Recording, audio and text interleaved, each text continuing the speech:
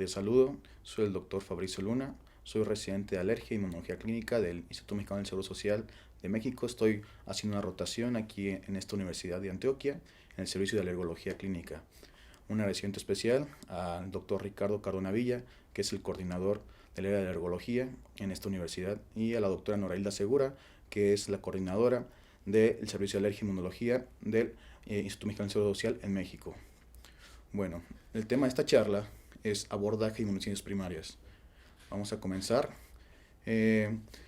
Vamos a hablar un poco acerca de un personaje que fue muy conocido en su época, que es un niño llamado David Vetter, nacido en Texas el 21 de septiembre de 1971.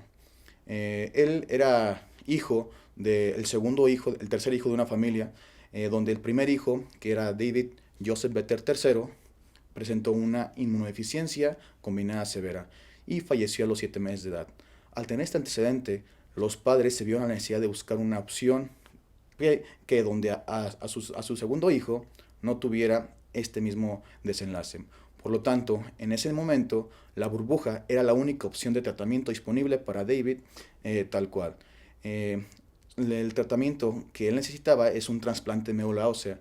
Sin embargo, su hermana no era al 100% compatible, por lo cual no se realizó el trasplante de una manera, digamos, rápida.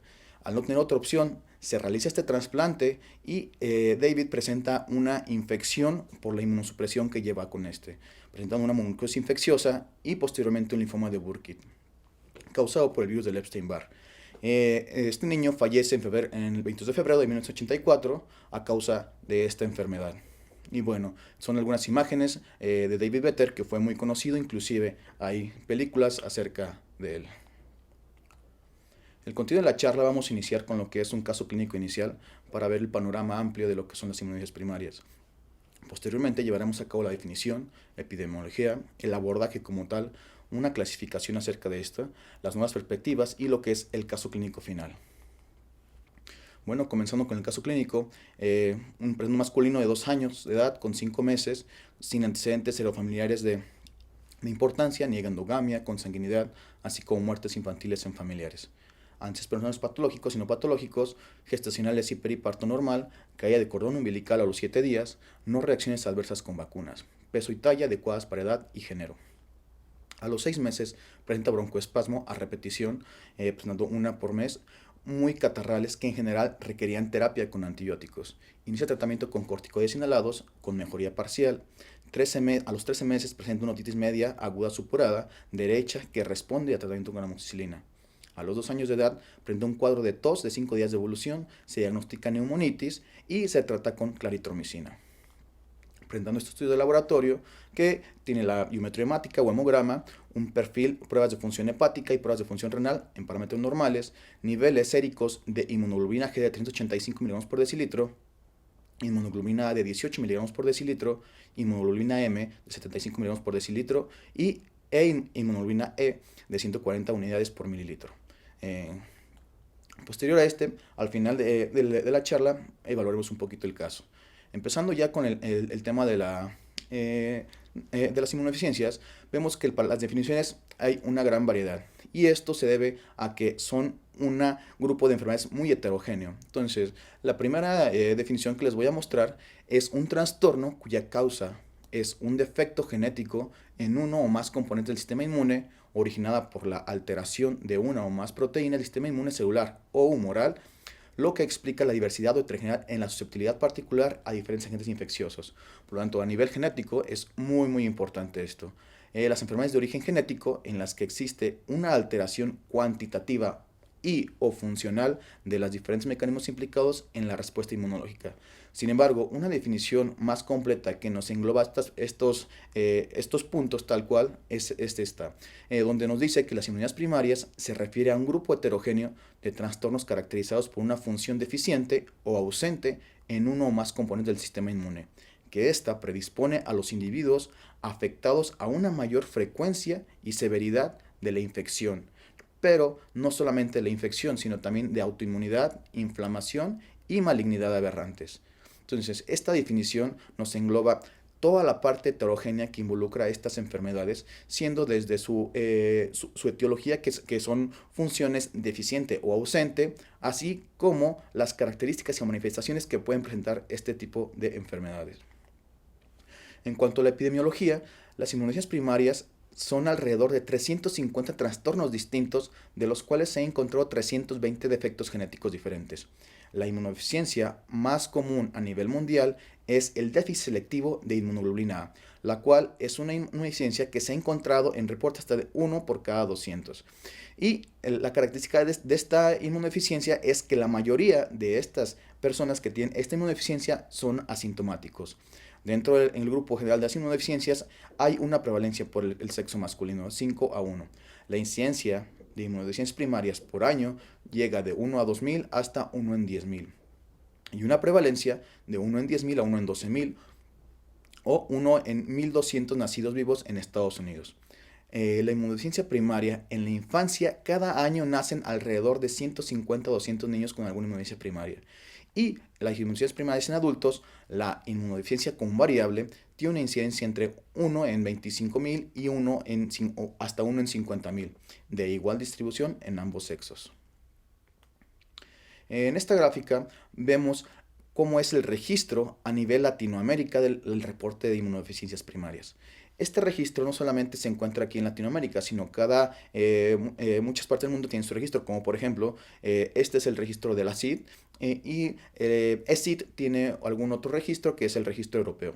Sin embargo, aquí en este registro vemos que los países ahorita involucrados sea Colombia, donde tenemos 206 pacientes registrados con alguna inmunodeficiencia hasta agosto del 2019. Esta gráfica se va actualizando alrededor de cada 2 meses, donde va manteniendo los pacientes registrados con alguna inmunodeficiencia que ya se han evaluado. Y México pues cuenta con unos 400 casos reportados de inmunodeficiencias. En todo el mundo, 6 millones de personas podrían vivir con alguna inmunodeficiencia primaria, de los cuales solo 27.000 a 60.000 se han diagnosticado definitivamente. Estas cifras son alarmantes, porque todas aquellas personas que no se han logrado diagnosticar llevan un muy mal pronóstico y un peor desenlace.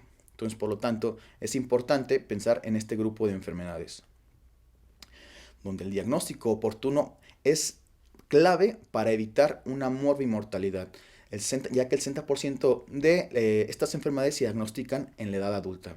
En estas gráficas vamos a mostrar que la edad del tiempo del diagnóstico de una inmunodeficiencia primaria son 2 puntos principalmente. El primer grupo etario es de 1 a 5 años y el segundo grupo etario es de 18 a los 39 años de edad. Entonces, donde las condiciones antes del diagnóstico vemos que son bastante procesos infecciosos y principalmente infecciones sinopulmonares. Y las hospitalizaciones antes del diagnóstico llegan de 2 a 5, donde es el grupo con mayor frecuencia, y algunos otros con ninguna. Sin embargo, comparando con esta otra gráfica que nos dice la frecuencia de hospitalizaciones desde el diagnóstico, vemos la gran diferencia, cómo bajan ese número de hospitalizaciones, donde ser el mayor frecuente los que no tienen ninguna hospitalización. Esto es debido a que un diagnóstico temprano o el diagnóstico mismo nos va a ayudar a nosotros iniciar con tratamiento profiláctico o un tratamiento definitivo en algunas pocas excepciones. Siempre va a ser importante como primer paso descartar la posibilidad de una inmunodeficiencia secundaria. ¿Por qué? Porque la inmunodeficiencia secundaria puede ser a causa de muchísimas cosas. Una de ellas, las terapias inmunosupresoras, la desnutrición, que en nuestros países en vías de desarrollo pues es bastante frecuente, enfermedades infiltrativas, neoplasias malignas, virus de inmunodeficiencia humana que puede causar el SIDA, trastornos de pérdida de proteínas, climas severos, falta de sueño, radiación, aislamiento y extremos de la edad. Como vemos, son muchísimas y son una variedad muy grande de estas enfermedades que nos pueden simular alguna inmunodeficiencia y siendo una inmunodeficiencia secundaria. Ahora, no solamente este tipo de cosas, sino también tenemos algunos fármacos que nos pueden causar una disminución de una inmunoglobulina G, o sea, una hipogamaglobulinemia, desde donde van los antiepilépticos, los anticuerpos monoclonales, los inmunosupresores y algunos otros.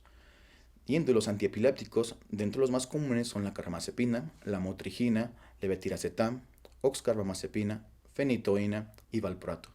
de los inmunosupresores, la acitromicina, ciclofosfamida, las sales de oro, el micofenolato, la penicilamina, esteroides y sulfasalacina. Y de los anticuerpos monoclonales, el belimumab, ofatumumab y rituximab. El rituximab va a ser un anticuerpo monoclonal ampliamente utilizado para diferentes enfermedades, del cual es de los más que se ha estudiado la hipogamaglobulinemia, y se ha visto que hasta 6 meses después de haber hecho una administración de este fármaco puede encontrar una hipogamaglobulinemia, y en algunos casos esta hipogamaglobulinemia ser sintomática. Algunos otros medicamentos están como los antigenes antimalaria, el captopril, que es un fármaco ampliamente utilizado por el tratamiento de la hipertensión, y el feclofenaco. Bueno, después de nosotros irnos, descartar lo que es una inmunodeficiencia secundaria o descartar algunas causas secundarias de una disminución de inmunoglobulinas, vamos a evaluar algunos datos que van a ser claves en el diagnóstico de esta enfermedad.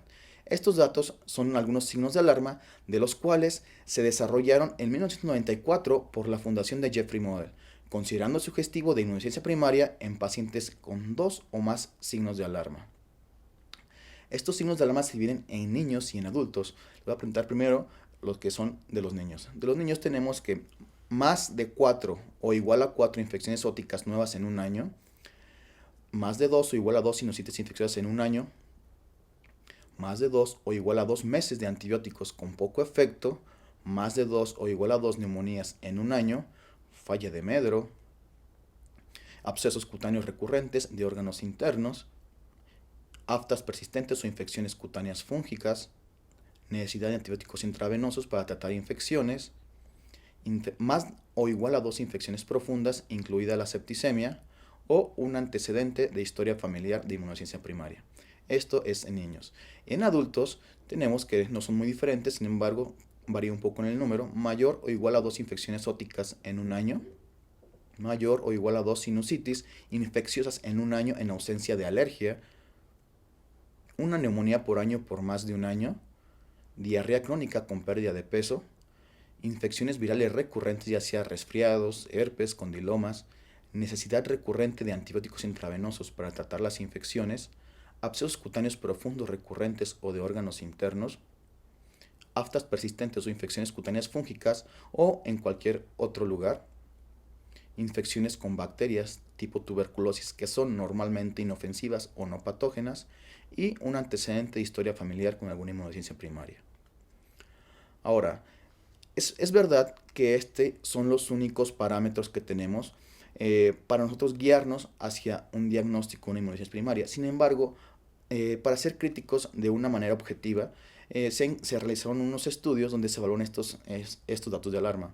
Se encontró que un registro de más de 2 signos de alarma del modelo de Jeffrey en el 64.3% de los pacientes pediátricos con inmunodeficiencia primaria. Y en los adultos, solo el 44.9% presentaban 2 o más signos de alarma. Entonces, estos datos, digamos que son muy importantes porque nos dice que estos signos de alarma no son como tal la piedra angular de lo que es este diagnóstico. Sin embargo, se ha dicho que estos datos, estos signos de alarma, son solamente sugestivos para que el médico, no inmunólogo, sea capaz de sospechar en esta enfermedad y de ahí poderlo referir para ya un abordaje más preciso. Estas gráficas que le voy a mostrar a continuación son de este mismo estudio, donde hay que evaluarlo también de manera crítica. Vemos que aquí en esta gráfica el síndrome de York, que es una inmunodeficiencia primaria, se encuentra en un porcentaje muy alto, hasta el 62%. Esto nos quiere decir que, a diferencia de lo que habíamos comentado previamente, que la deficiencia selectiva de IgA era de las más comunes, en este grupo, en esta población que se presentó aquí, la enfermedad de George tuvo una mayor prevalencia, lo cual, que vemos con lo que reporta la literatura, pues no es así.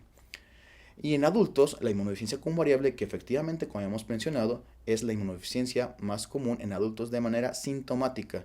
Y vemos que aquí vuelve a presentar otra vez el síndrome de George, que es de 18%, 18 personas, que no es como lo que se ha reportado en la literatura como tal. Entonces hay que ser críticos, pero hay que saber también distinguir cuáles son las enfermedades o cuáles son los síndromes mayormente involucrados, y que en esta serie de casos, en este reporte, se encontró que nosotros no eran lo suficientemente prevalentes las enfermedades que salió, por ejemplo, en pediátricos, como lo que se ha reportado ya.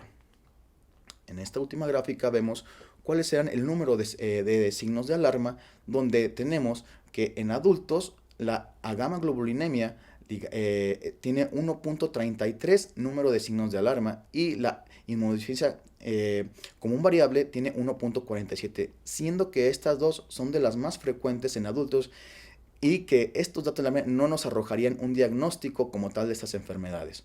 Y en niños tenemos que el síndrome de Hyper-IgE tiene hasta 7 puntos, donde sí corresponde con lo que es las alteraciones inmunológicas en esto.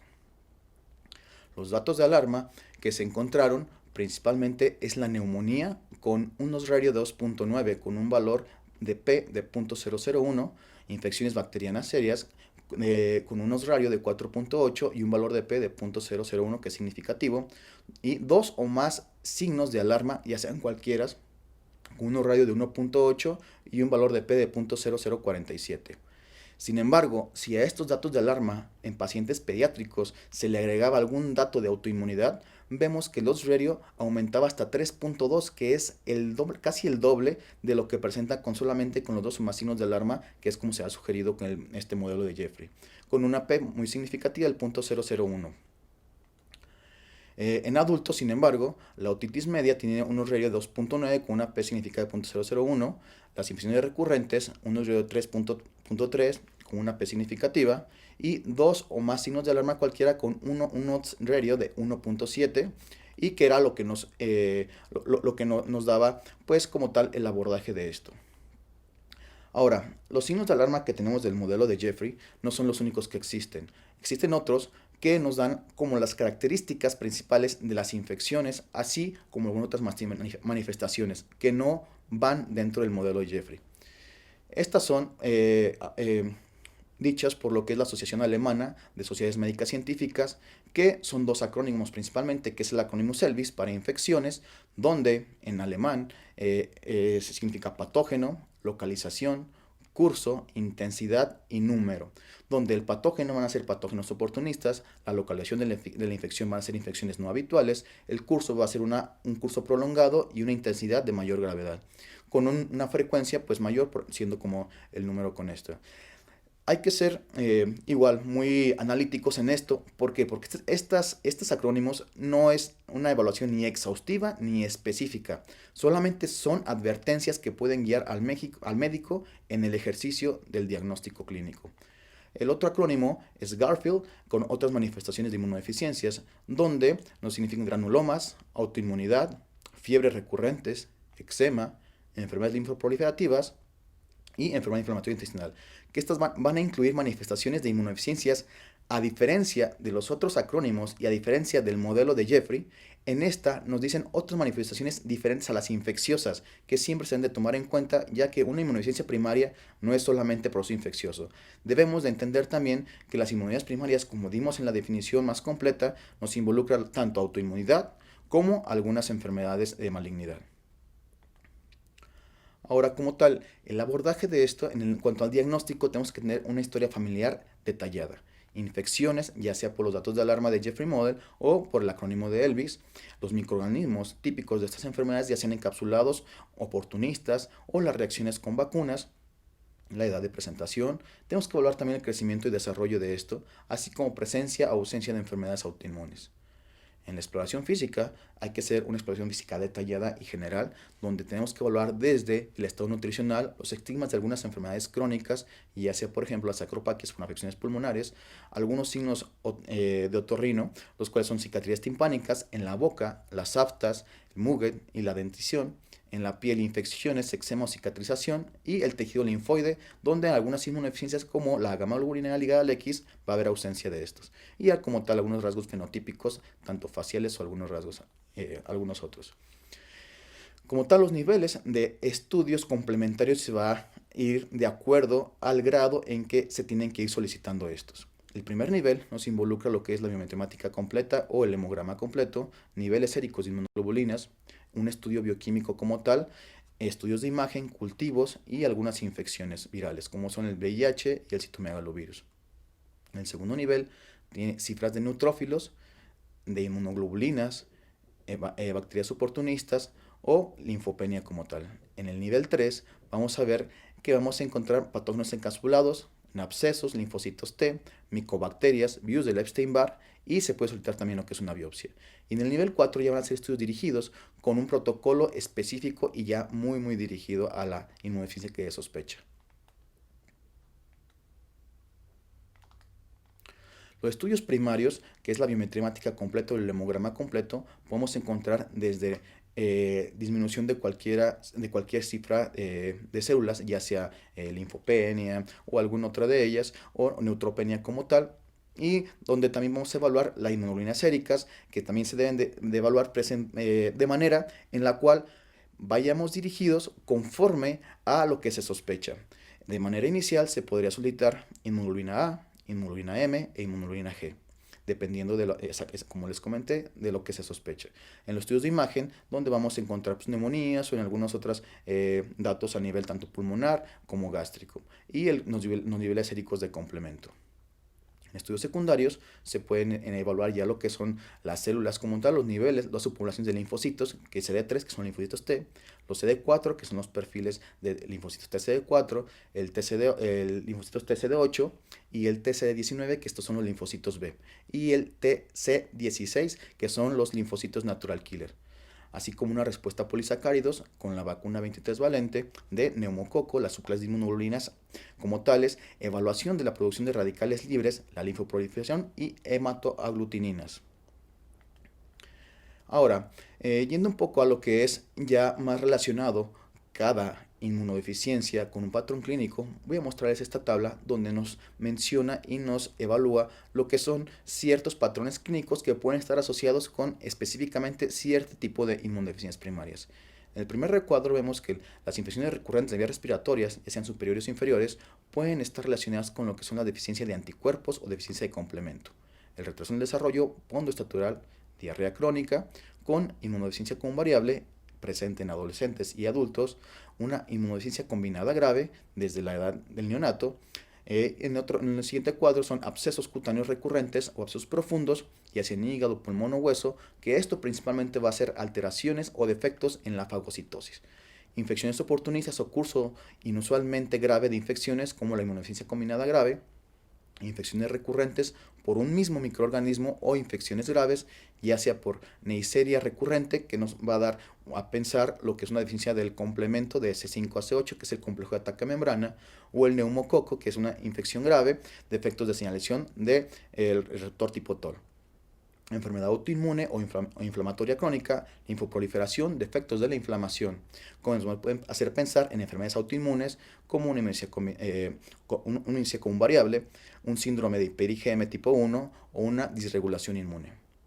Algunos otros síndromes con inmunodeficiencia pueden ser la ataxia telangiectasia, el síndrome de George con cardiopatía más un fenotipo especial más hipocalcemia, el Wiskott-Aldrich, que es muy típico encontrar una trombocitopenia, pero con características de plaquetas pequeñas, asociado con eczema. Y pues un angioedema que nos puede dar un déficit de CD1 esterasa. Ahora, vamos a clasificarlos de acuerdo a una edad típica de presentación de estas enfermedades, ya que no todas las inmunodeficiencias se van a manifestar en las mismas edades y algunas de ellas tienen ciertas características que se mencionan o que se presentan en ciertas edades.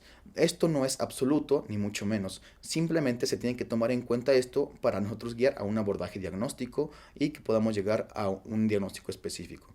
De los 0 a los 6 meses de edad nos hace pensar en una inmunodeficiencia combinada grave, una enfermedad de adhesión leucocitaria, síndrome de George, Wiskott-Aldrich o un síndrome de hiper-IgM. De los 5 meses hasta los 5 años de edad podemos pensar en una enfermedad granulomatosa crónica, un síndrome de hiper-IgE, un síndrome de Chediak-Higashi, candidiasis cutánea crónica o un síndrome linfoproliferativo ligado al X. Ya en niños mayores de 5 años y en adultos se puede pensar en lo que es una gamma globulina ligada al X, ataxia telangiectasia o una inmunodeficiencia común variable. Ahora, mencionando otra vez, una vez evaluando todo esto, llegamos al abordaje que en esta diapositiva hay que hacer mucho énfasis. ¿Por qué? Porque nosotros desde la anamnesis, la exploración física y los estudios complementarios podemos llegar a un abordaje preciso y desde ahí poder nosotros guiar cuál es el grupo de enfermedades o cuál es el grupo de inmunodeficiencias que nosotros estamos sospechando. Para nosotros poder, en médicos no inmunólogos, se pueda derivar de acuerdo ya con alguna manifestación o con alguna enfermedad sospechada.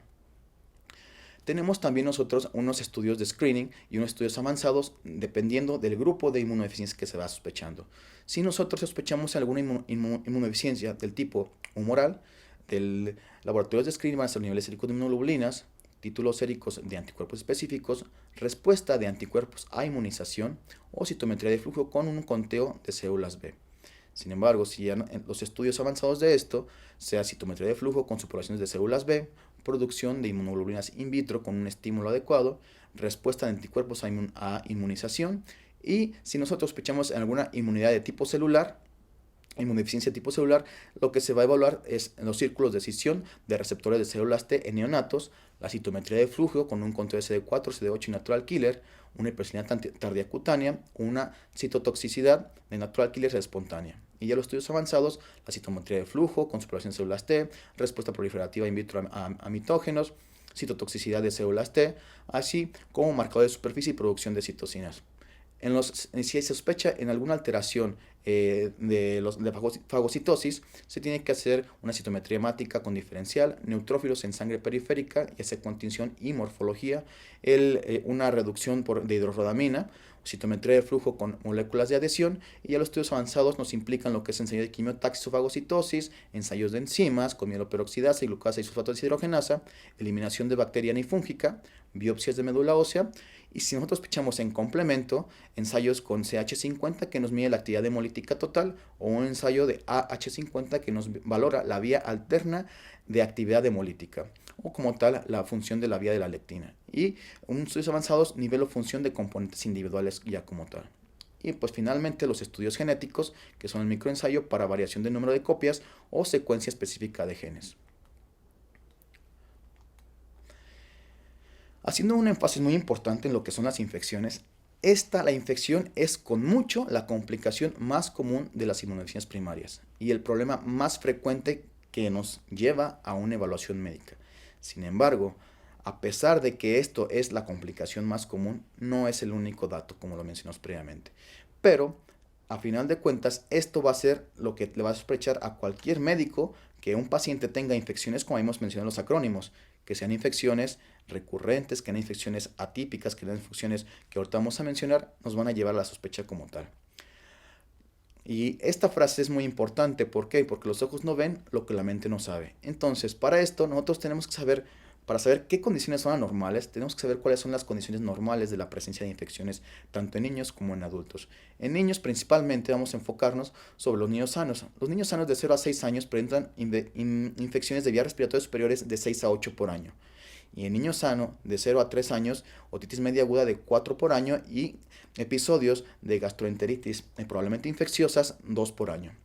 Y esto aumenta si el niño está en la guardería o tiene hermanos, hasta infecciones de vías respiratorias superiores hasta 10 o 12 por año. Entonces, las infecciones recurrentes que no responden bien al tratamiento antibiótico o que están producidas por organismos oportunistas, esto nos va a hacer sospechar en lo mismo. Sin embargo, una infección única que cursa de forma rara o fulminante, esta puede ser la única manifestación de una inmunodeficiencia primaria y no requiere como tal el curso de infecciones recurrentes. Como les he comentado, las características de las infecciones para sospechar una inmunodeficiencia primaria son la recurrencia, la severidad, agentes etiológicos, cronicidad de esta, la respuesta a agentes antibióticos y una reacción adversa a vacunas.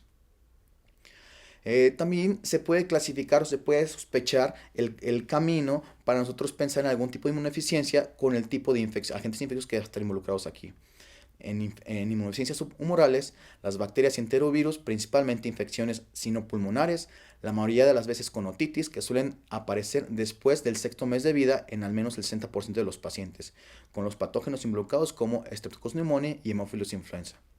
Una enfermedad granulosa crónica con bacterias y hongos, bacterias principalmente Staphylococcus, inmunodeficiencia combinada severa como el virus, hongos o bacterias, inmunodeficiencias por defecto del receptor de interleucina 12, Mycobacterias o Salmonella, una inmunodeficiencia combinada grave que nos da infecciones oportunistas como Candida albicans, Pneumocystis jirovecii o algún citomegalovirus.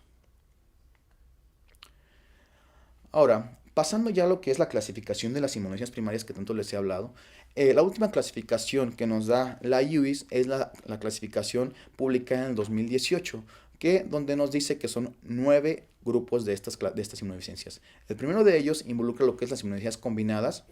El segundo, las inmunodeficiencias combinadas con hallazgos característicos o sindromáticos. El tercer grupo de ellas es las deficiencias predominantes de anticuerpos, donde se van a encontrar la mayor parte de estas inmunodeficiencias, porque ahí se encuentra lo que es la inmunodeficiencia común variable o la déficit selectivo de alguna inmunoglobulina. Posteriormente, las enfermedades de regulación inmune, defectos congénitos en el número y función de fagocitos, defectos que involucran la inmunidad innata, trastornos autoinflamatorios, deficiencia de complemento y este nuevo grupo que es el que se agregó en esta última actualización, que es la de fenocopias de inmunodeficiencias primarias.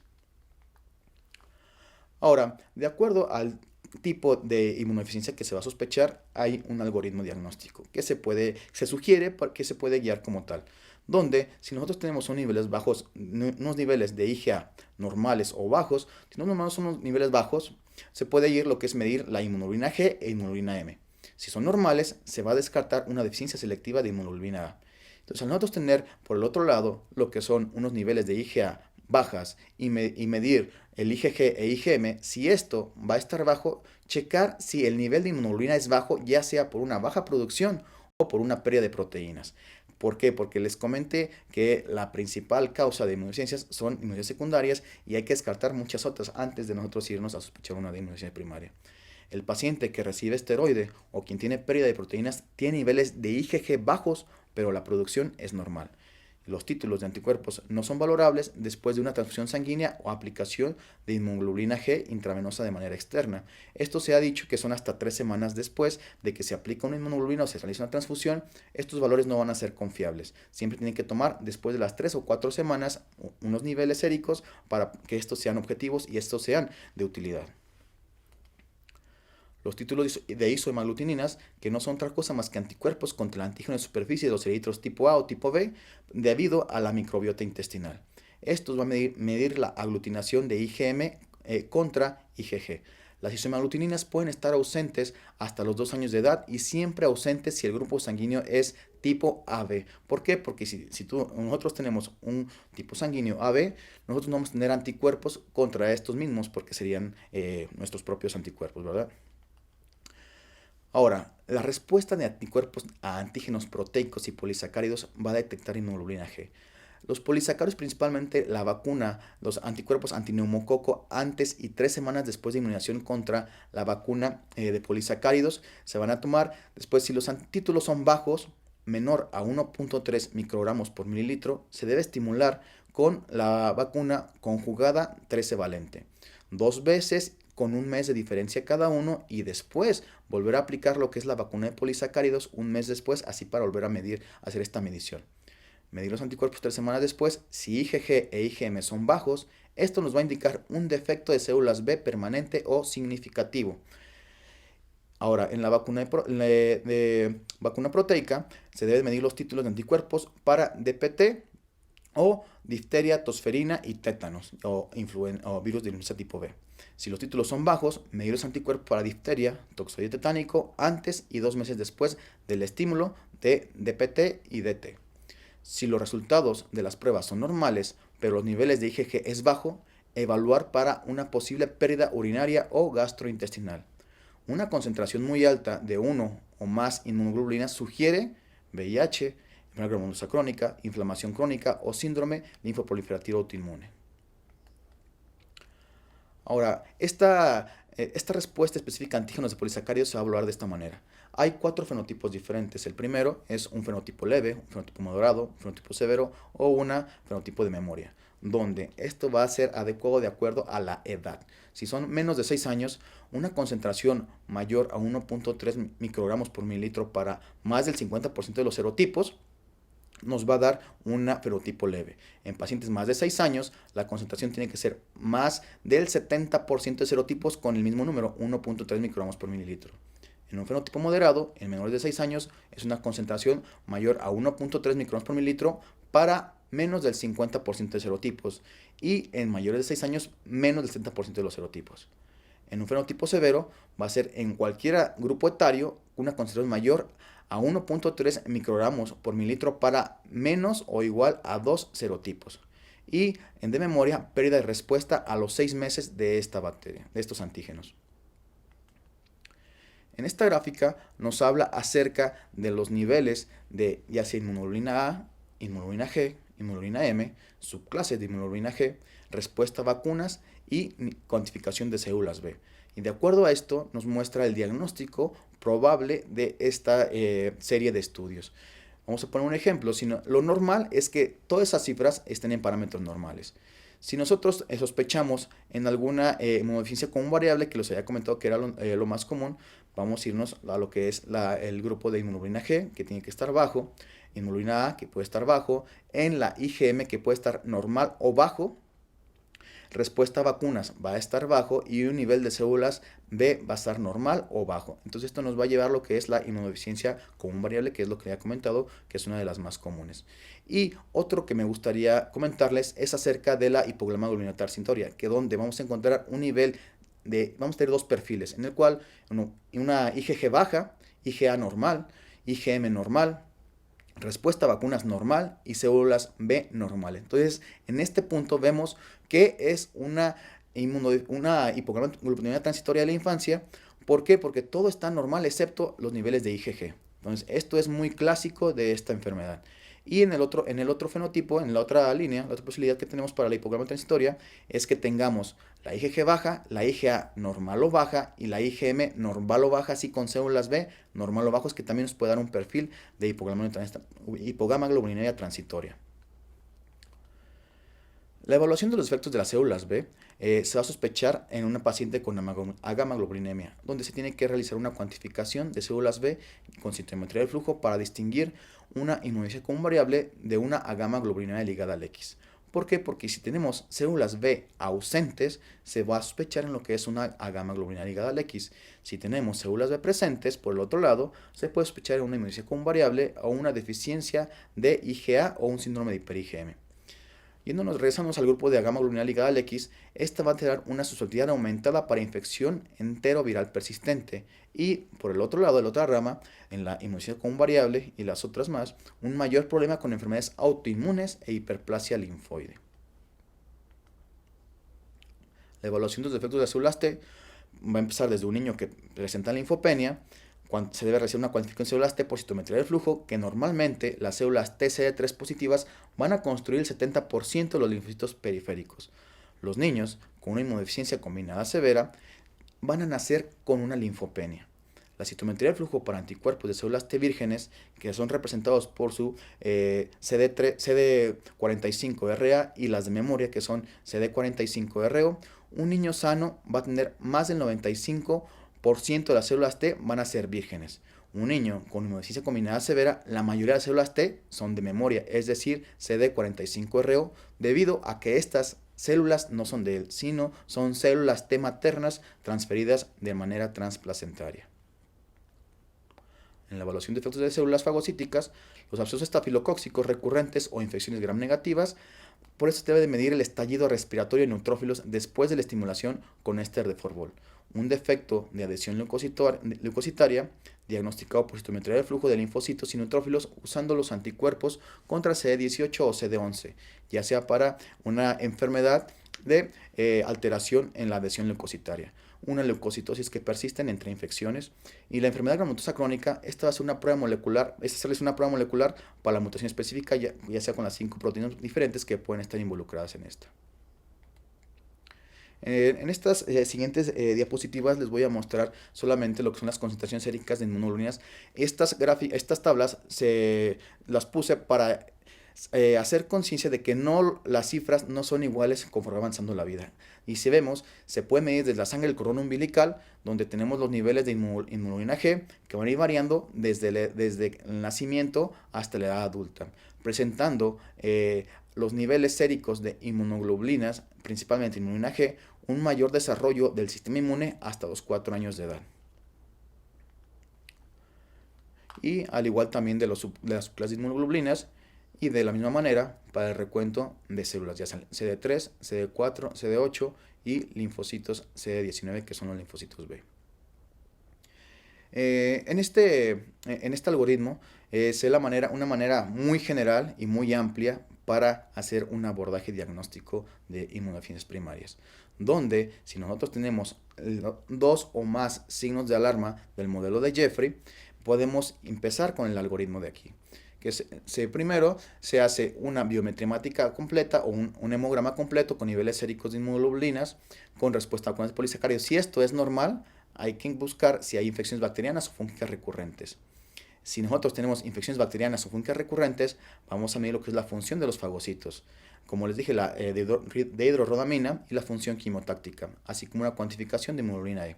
¿Por qué? Porque esto nos va a llevar a lo que son tres patologías principalmente. La enfermedad granulosa crónica, deficiencia de adición leucocitaria o un síndrome de IgE. Y si nosotros tenemos subclases de IgG, alohemalutininas y cuerpos de Yoli y el CH50 y el AP50, se tiene que pensar en una asplenia, un déficit del complemento o defectos de la inmunidad innata. Ahora, por el otro lado, si nosotros tenemos nuestros primeros estudios de manera normal, vamos a ver una cuantificación serológica baja después de la revacunación. Esto también nos puede llevar a una linfopenia aislada, donde de aquí vamos a ir hacia la fenotipificación de los linfocitos B, T y natural killers, así como la linfoproliferación de células T. Estos son con los marcadores previamente ya mencionados, que es CD3, CD19 y CD16. Los linfocitos B normales o bajos, linfocitos T normales y una linfoproliferación normal, es algo que vamos a encontrar nosotros en este tipo de fenotipificación. Otro, los linfocitos B bajos, que vamos a encontrar, como les hemos comentado, en la gamma globulina ligada al X o a gamma globulina de Bruton, como es su acrónimo. Y si nosotros tenemos linfocitos T normales o bajos, vamos con una linfoproliferación baja, hay que pensar en una inmunodeficiencia combinada. ¿Por qué? Porque ya vamos a tener diferentes vías alteradas.